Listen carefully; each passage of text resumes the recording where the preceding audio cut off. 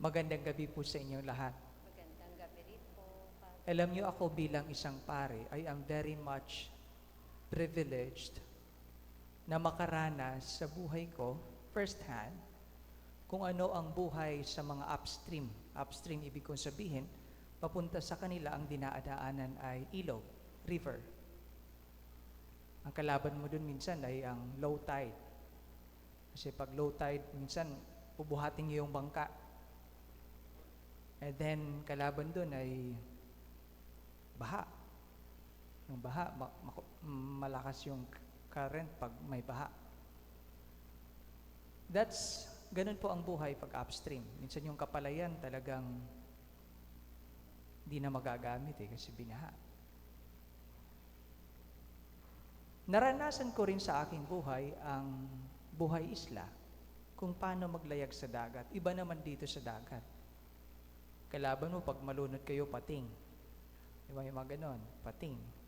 Tapos minsan, ang lawak kasi ng dagat, mayroon akong pisang pinsan, nalunod, natagpuan siya after 3 days. Matagal. So, 3 days and 3 nights siyang nasa dagat.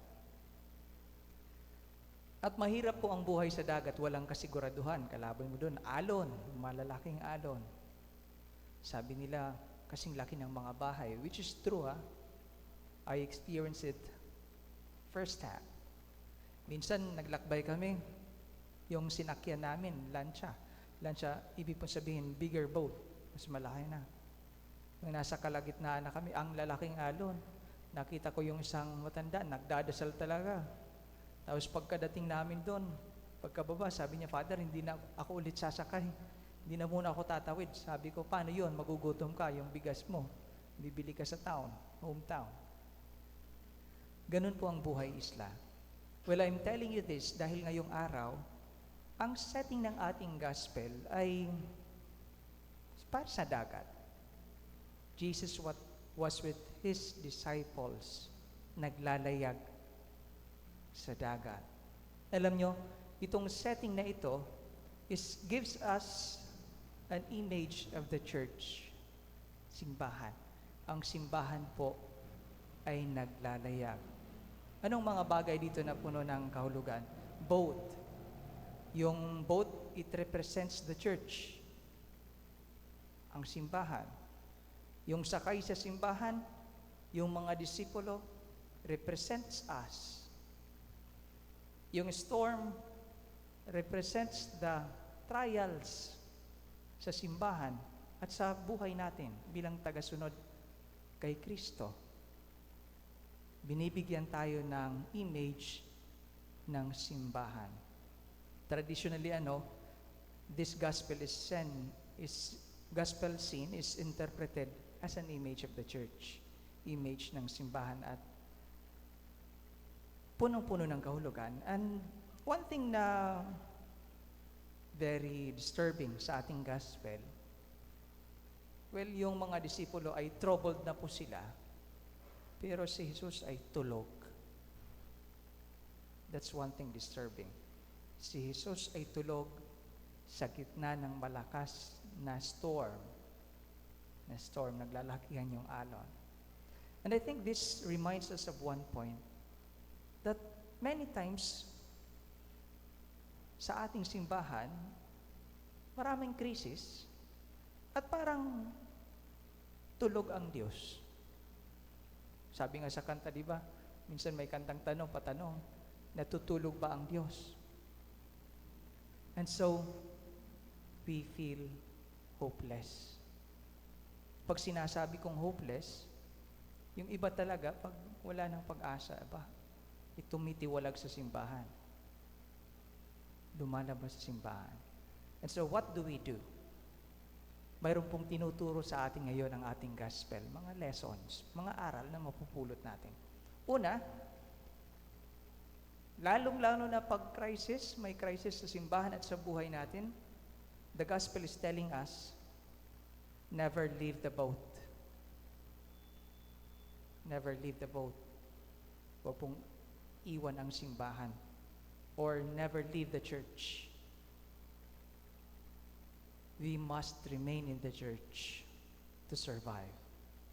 Kung gusto nating mabuhay, we must remain in the church. Alam niyo, pag nasa bangka ka at maalon, yung mga nalulunod, isa sa mga bagay na tinuturo sa amin, pag nalunod kayo, huwag kayong humiwalay sa bangka. Kasi lumulutang yung bangka eh.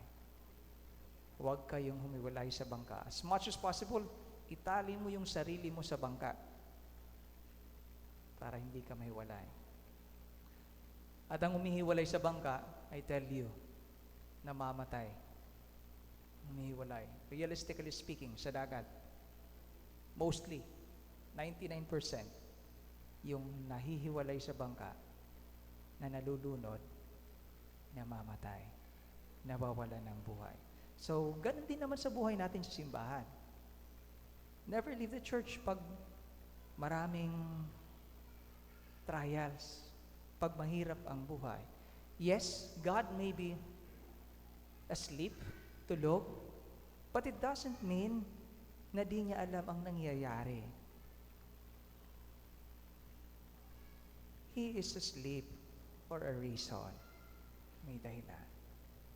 Secondly, what are we to do? The gospel is telling us, pray.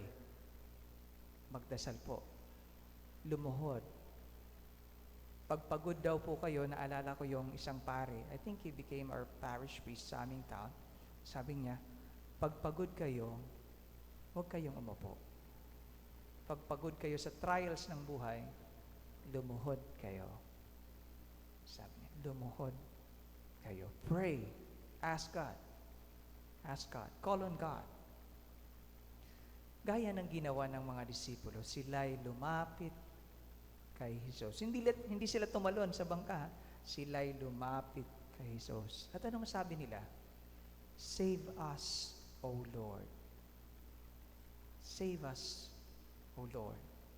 And for sure, I believe God will respond. Sasagot po ang Diyos. Maniwala kayo. Again, today we are being reminded of two things. Sa simbahan na naglalayag, bilang miyembro ng simbahan na naglalayag, pag mahirap ang buhay sa simbahan, may tao kayong hindi gusto, hindi nyo gusto yung pare, never leave the church. Never leave the church. Instead, sabi dito, ipagdasal nyo, magdasal kayo, lumuhod tayo sa Panginoon, at magdasal tayo. Two things na malaga sa buhay paglalayag ng isang Kristiyano at bilang dambana, kailangan natin tong dalawang bagay na ito.